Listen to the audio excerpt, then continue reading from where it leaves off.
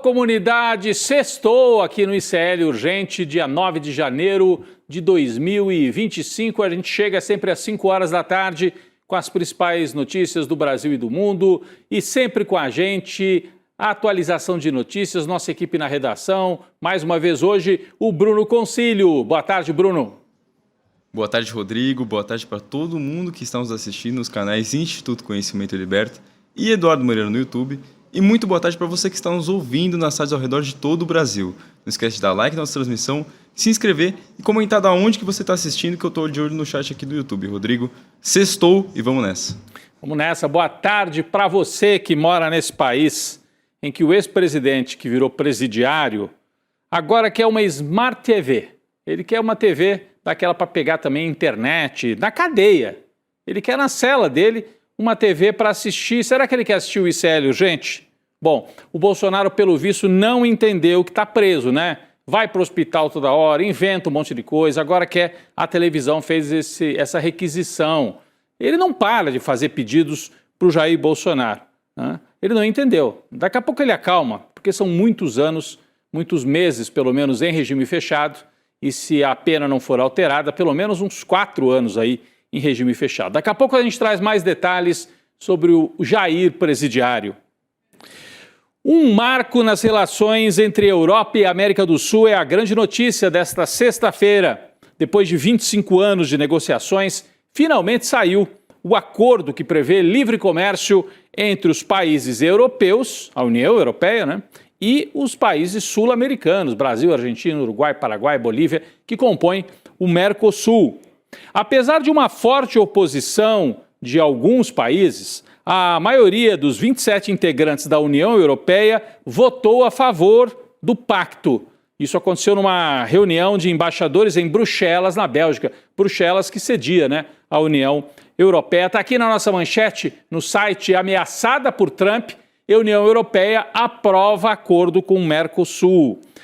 Teve um detalhe, né? França, Irlanda, Hungria e Polônia votaram contra, mas era necessário o apoio de 60% dos países, né? E tinha ali um peso, países maiores valiam mais, a Alemanha ficou a favor, então teve um peso importante. Com isso, se aprovou o pacto com o Mercosul, mesmo com a oposição da França, por exemplo. No caso de Polônia e Hungria, a oposição vem de governos que são de extrema-direita. No caso da França, é o Macron, supostamente aliado do Lula. Só que os agricultores franceses são fortemente contra esse acordo porque temem uma invasão de produtos do Brasil e da Argentina, principalmente. O Bruno tem mais detalhes sobre a assinatura desse acordo histórico entre Mercosul e a União Europeia. Bruno. Rodrigo, é o que você disse, esse acordo promete ser um verdadeiro divisor de águas para a balança comercial do Brasil. O acordo acaba de forma gradual com as tarifas existentes para a importação de produtos entre os dois blocos. Com isso, itens agropecuários exportados pelo Brasil, como carne, soja e café, devem assumir um papel de ainda mais dominância no mercado europeu. O problema, Rodrigo, é que em alguns países da Europa, como na França, a oposição é bem forte. Essa decisão ampliou ainda mais os protestos de agricultores e pecuaristas, um aspecto que pode ter o potencial de abalar algumas partes desse acordo comercial. Mesmo assim, o acordo vai ser assinado na próxima segunda-feira pela presidente da Comissão Europeia, Ursula von der Leyen, no Paraguai. Agora, Rodrigo, a real é que parece que o protecionismo nos Estados Unidos, os abalos da geopolítica mundial e as maluquices de Donald Trump derrubaram essa hesitação dos europeus, né, Rodrigo? Sem dúvida, porque a Europa estava enrolando, vamos ao português, claro, né? Já estava feito ali o pacto, tudo negociado, faltava eles tomarem a decisão. E como havia essa oposição forte, principalmente na França, os europeus estavam enrolando. Agora eles viram o seguinte, Donald Trump atropelando geral, dando uma banana para a Europa, tratando os europeus como vassalos, adotando um discurso de protecionismo total. Aí os europeus falaram, uma maneira de dar um recado para o Trump, sem provocar tanto, é assinar um bom acordo comercial, de livre comércio, né? Então vai na contramão de tudo que o Trump está fazendo. Isso é interessante. Mas tem um outro lado, gente. Alguns economistas e gente que milita aí nas áreas da agricultura brasileira não veem com bons olhos esse acordo, né? Por vários motivos, né? No caso, porque vai haver o fortalecimento do agronegócio. Vai ser muito bom para o agronegócio brasileiro esse acordo. De outro lado, nós vamos ser invadidos, dizem alguns, por produtos industrializados da Europa. Então é um acordo que, de certa maneira, reproduz aquele velho modelo, o Sul exportando comida e importando produtos industrializados. O desafio é justamente a gente romper com isso e aproveitar tarifas mais baixas, por exemplo, no caso do Brasil, para vender aviões, não vender só comida para os europeus, mas também aviões, quem sabe carros. A gente tem aqui montadoras que não são brasileiras, mas estão instaladas no Brasil. Então, abre aí uma possibilidade para a economia brasileira. Vamos acompanhar. Eu queria chamar aqui, a gente teve o pronunciamento do Jorge Viana, que é da Apex, é a agência que promove o comércio brasileiro, né, os produtos brasileiros pelo mundo, e ele gravou um vídeo comemorando bastante a assinatura, o anúncio, né, da assinatura desse acordo de livre comércio. Vamos acompanhar. Então, depois de quase 2 décadas, o acordo saiu. E acho que o presidente Lula teve um papel essencial, a Apex também, junto com o Itamaraty, porque a gente está lá em Bruxelas com a Luiz Nunes, com o nosso escritório, trabalhando. Agora, esse acordo vai num sentido contrário do que o mundo está andando. O mundo está desfazendo o acordo, a própria OMC perdeu importância e nós estamos falando do maior acordo econômico do mundo, Mercosul e União Europeia. Estamos falando de uma população de mais de 700 milhões de habitantes e um PIB de perto de 22 trilhões de dólares. Só perde para o dos Estados Unidos, que é de 29, e passa o da China, que são 19 trilhões de dólares. Mais que isso, o comércio entre o Brasil, pensando só o Brasil, com a União Europeia, pensando na União Europeia como uma ação conjunta, é perto de 100 bilhões de dólares. É o segundo maior comércio que nós temos com o mundo. Só perde para a China. E o bom é que ele é equilibrado, 50-50. Isso foi assim o ano passado, foi um ano ótimo. Então, o potencial de crescimento para a economia brasileira e também para a União Europeia nesse acordo com o Mercosul é fundamental.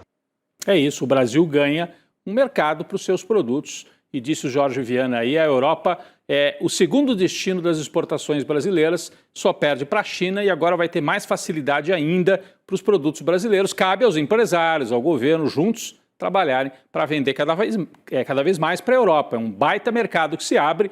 É claro que se abre no sentido contrário também. Então vamos ver, o Brasil tem que ter competência, não só o Brasil, a Argentina, Uruguai, Paraguai, Bolívia, mas o Brasil é disparado a maior economia desse bloco. O presidente Lula comemorou o acordo nas redes sociais. Vamos ver o que disse o presidente, que trabalhou muito por esse acordo desde o primeiro mandato dele, lá em 2003. Vamos ver. Dia histórico para o multilateralismo.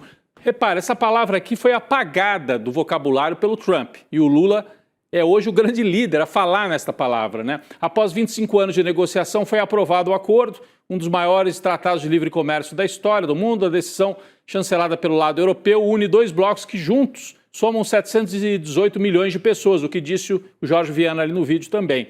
Num cenário internacional de protecionismo e unilateralismo, o acordo é uma sinalização em favor do comércio internacional como fator de crescimento econômico. É por isso que sempre se falava o Lula, esquerdista, comunista. O Lula é um social-democrata que, em muitos aspectos, tem até uma cabeça liberal, né?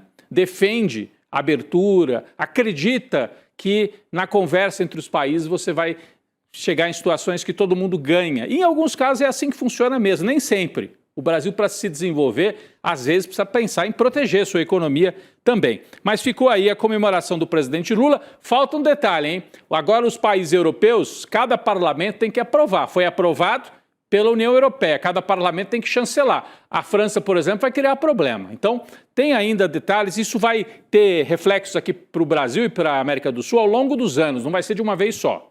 Mas é uma vitória, ainda mais nesse momento em que o Trump está passando o rodo geral, fechando, acabando com o OMC, acabando com tratados comerciais. É um sinal simbólico que vai no sentido contrário e mostra que Brasil de um lado e Europa do outro podem resistir juntos, pelo menos no comércio. É um sinal importante.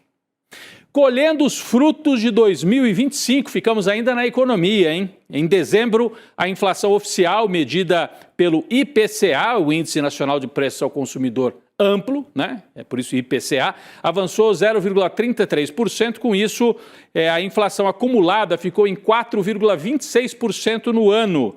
Né? É um resultado bom. Com esse desempenho, o indicador permaneceu dentro do teto estabelecido pelo Banco Central. Qual é a meta de inflação do Banco Central? 3%, podendo oscilar 1,5% para cima e 1,5% para baixo. Então, ficou abaixo de 4,5%, significa que ficou dentro dos limites da meta. Esse também foi o menor acumulado para o ano desde 2018. Olha só, gente. 2018, a gente ainda estava na época do Temer.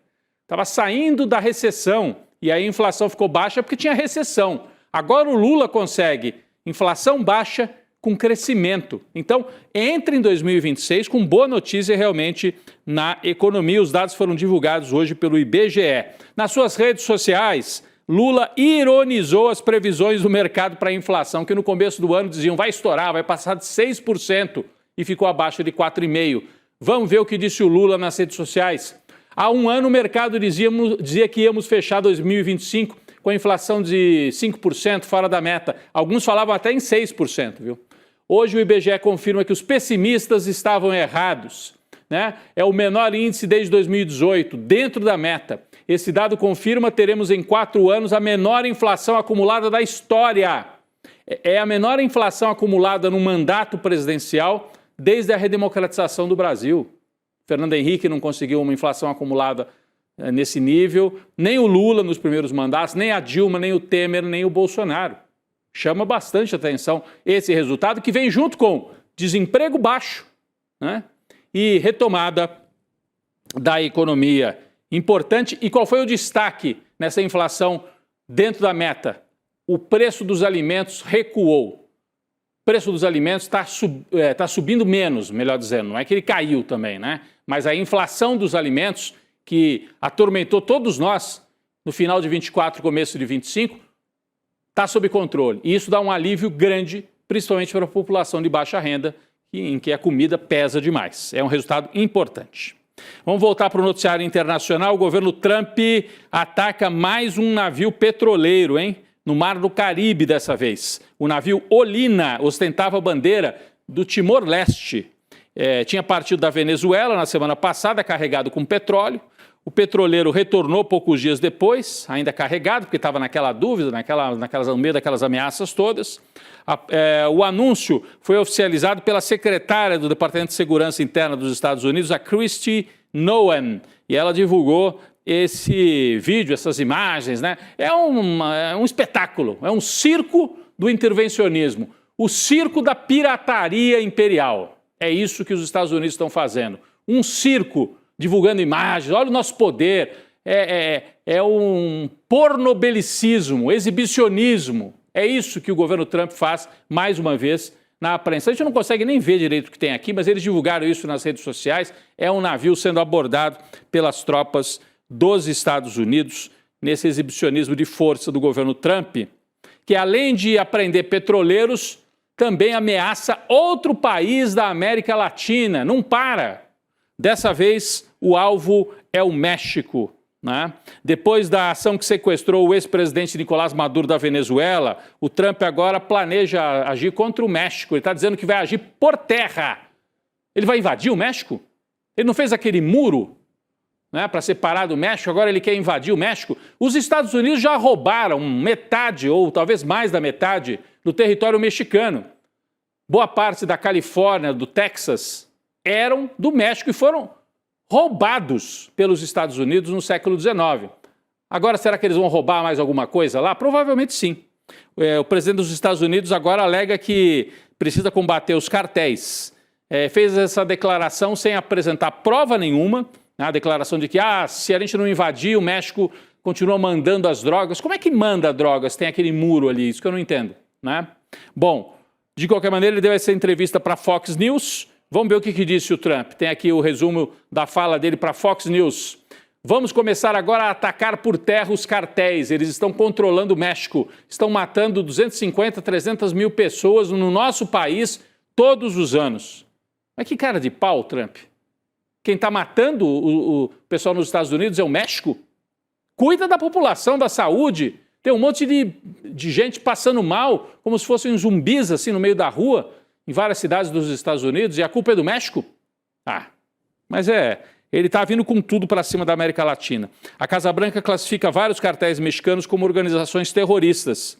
No começo da semana, Trump já havia perguntado à presidenta Claudia Sheinbaum se ela precisava da ajuda das Forças Armadas dos Estados Unidos para combater os cartéis. Sheinbaum respondeu pedindo respeito à soberania do país e afirmou que a América não pertence a uma doutrina ou a uma potência. Mas o Trump, da outra vez, ameaçou que ia para a Venezuela e fez. Dessa vez, acho que o alvo não é pessoalmente a presidenta mexicana, que foi eleita democraticamente, mas a soberania mexicana. Podem crer que ele vai aprontar alguma. Vamos esperar. Um olho na América Latina como um todo, né? Do Trump. E outro olho mais focado assim na Venezuela, que é o grande alvo dos últimos dias. Nessa mesma entrevista para a Fox News, Trump anunciou que as grandes petrolíferas dos Estados Unidos vão investir pelo menos 100 bilhões de dólares na Venezuela. Está na manchete aí no telão. O Bruno Concílio tem mais informações sobre esse anúncio feito pelo Trump. Bruno. Rodrigo, é isso mesmo. O Trump ele quer usar todas as suas cartas na manga para controlar o petróleo venezuelano de vez.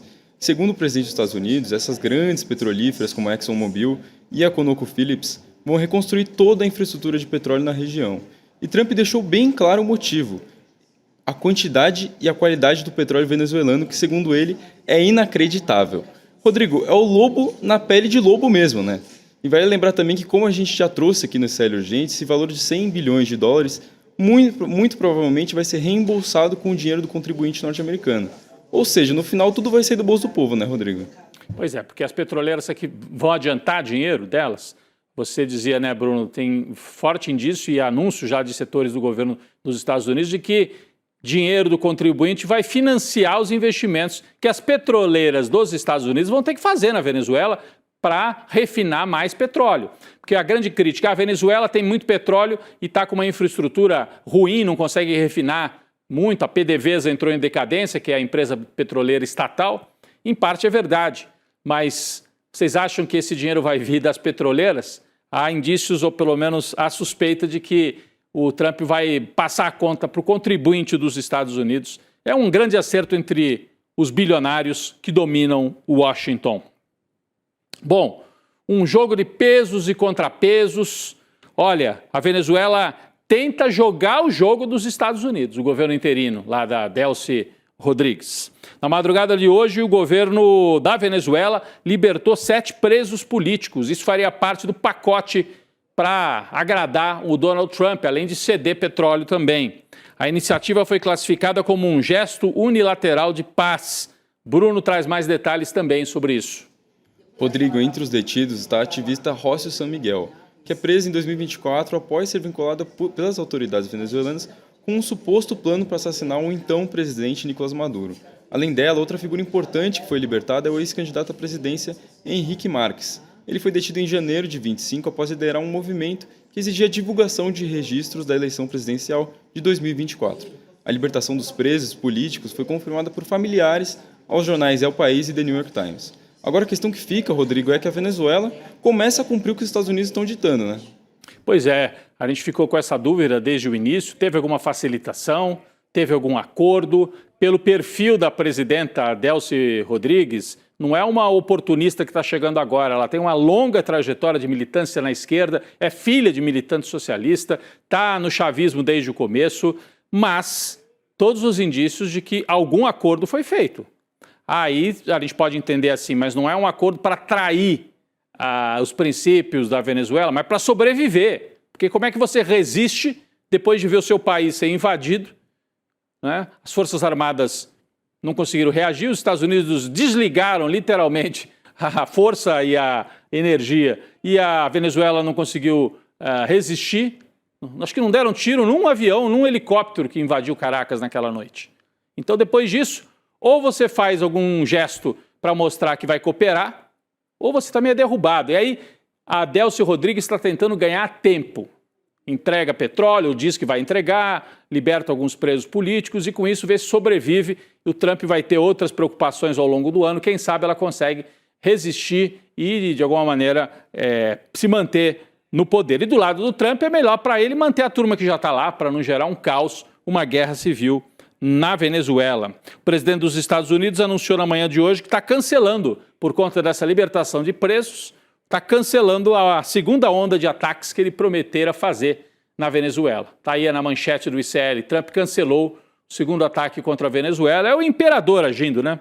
É o imperador do mundo agindo. A gente viu aí que Brasil e Europa deram uma resposta na economia ao imperador, que está tentando impor a sua lógica para o mundo inteiro, e há alguns espaços aqui e ali para resistir. A China e a Rússia podem resistir pelo peso das armas. No caso da Europa, do Brasil, da Índia, pelo peso econômico, né, pelo peso populacional. Mas que ele age como imperador, não resta a menor dúvida. Mais um episódio lamentável e que mostra como o Trump é perigoso para fora e para dentro.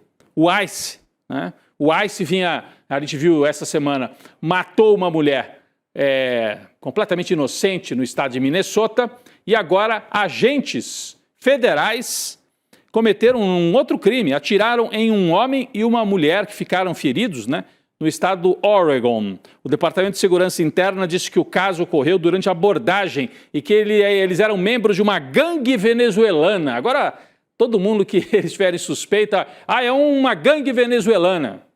Se você sequestrou até o presidente da Venezuela, fica fácil de você justificar. É uma gangue venezuelana que teria tentado atropelar os agentes com o seu carro, né? É uma barbaridade. As imagens que estão chegando de Minnesota, daquele caso ainda, da mulher que foi assassinada, são impressionantes. Bom, as duas pessoas desse caso que eu estou citando aqui, que foi em outro estado, foram identificadas e a polícia disse que elas foram encontradas a vários quarteirões do local do tiroteio. Parece um pouco, né, com a história lá de Minnesota, porque também teve essa história, estavam com o carro, os agentes abordaram, a gente não sabe com qual grau de violência, eu não vi imagens desse caso do Oregon, né? Mas está um liberou geral, o Trump com essa retórica violenta, liberou geral para a violência também praticada pelos agentes de norte a sul dos Estados Unidos. Vamos agora para o noticiário nacional, voltar para o noticiário do Jair Bolsonaro. Ele definitivamente não sabe o que é uma prisão, né? A defesa de Jair pediu autorização do STF agora para que o ex-presidente tenha acesso a uma Smart TV e tenha assistência religiosa de um bispo e de um pastor. Eu colocaria o Malafaia falando a noite inteira no ouvido dele, né? Para ver se ele gosta, porque aquela voz do Malafaia é um terror. Bom, ele está achando que a superintendência da PF virou hotel. Os advogados argumentam que o aparelho seria providenciado pela própria família. Pela própria família. O governo brasileiro que não ia pagar, né? E que não tem por finalidade acesso a redes sociais, apenas acompanhamento dos canais de notícia e plataformas de streaming. Opa! O Jair vai poder assistir o ICL Urgente às 5 da tarde. Vai ser bom. Sobre o acompanhamento religioso, a defesa argumenta que o presidente já recebia assistência religiosa quando estava em prisão domiciliar. Tornou-se inviável a continuidade desse acompanhamento em razão das restrições impostas no regime de custódia, o que motiva o pedido da defesa para que pastor e bispo evangélicos, né, possam entrar ali na PF para dar essa assistência. Bom, em relação a isso, prisões do Brasil inteiro permitem realmente o acesso religioso, né? Cada um com a sua religião, pastores, padres católicos, umbandistas e outros, né? Ter acesso a algum para quem gosta, para quem precisa, para quem quer um apoio espiritual.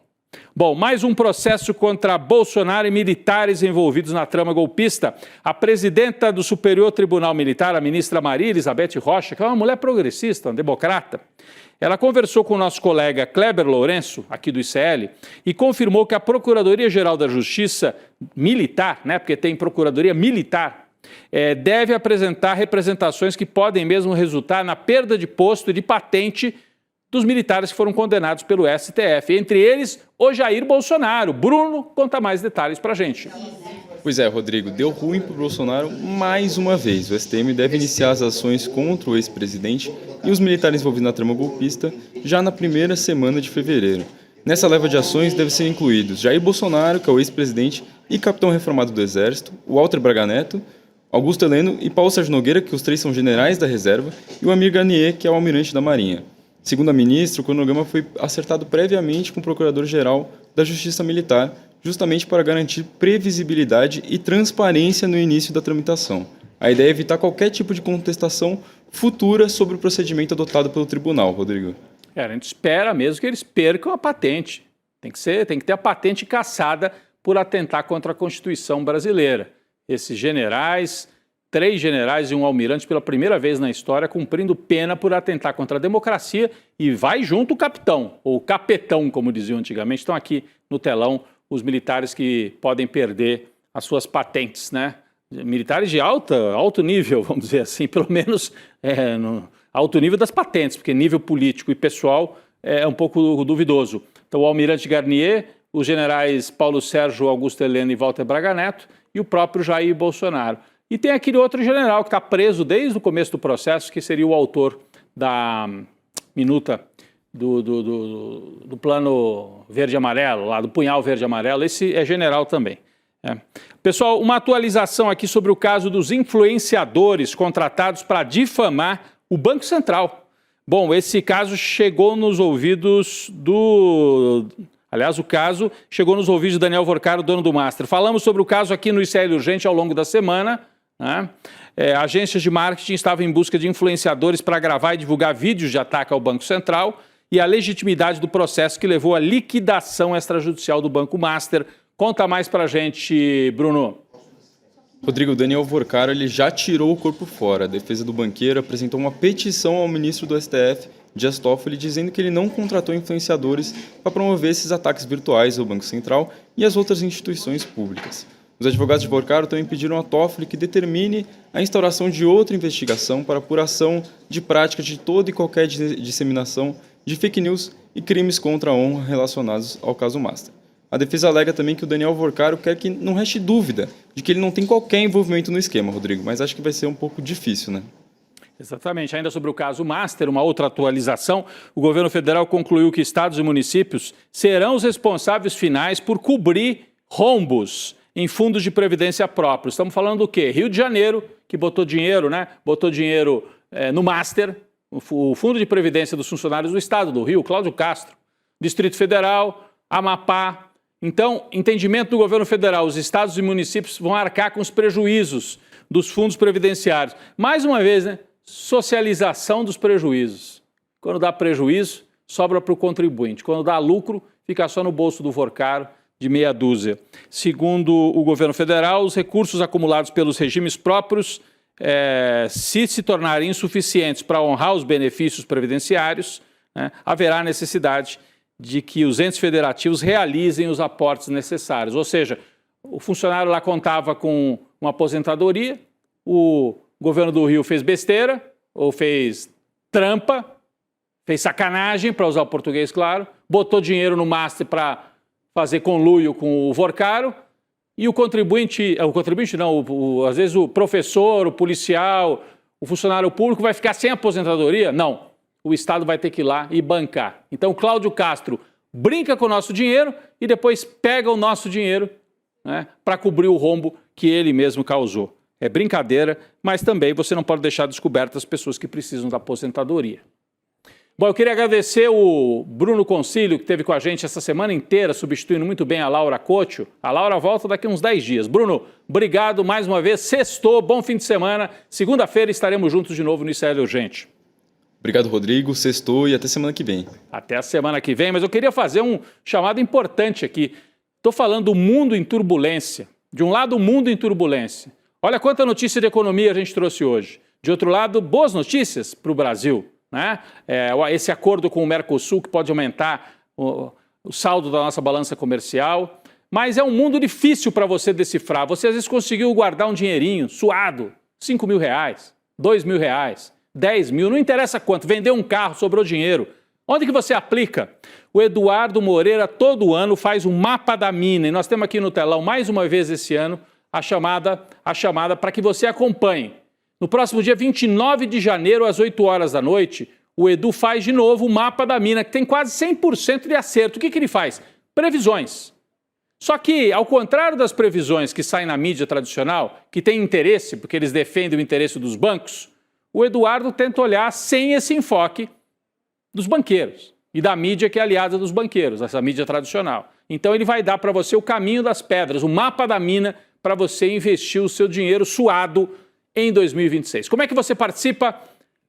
Você coloca aí iclurgente.com.br, iclurgente.com.br. Digita agora. Aí a equipe vai te pedir para preencher com um e-mail e no dia 29 de janeiro, quinta-feira, 8 horas da noite, a nossa equipe te lembra. Ó, é hoje, hein? Para você ficar atualizado e saber como investir a grana em 2026. Mapa da Mina com Eduardo Moreira. iclurgente.com.br, você chega lá para participar no dia 29 de janeiro, 8 horas da noite. Obrigado, gente. Vem aí o N2 com a Gabi Varela, o Chico Sá, o Juliano Medeiros. Daqui a pouco eu tô por lá. Ótimo fim de semana. Valeu para todos.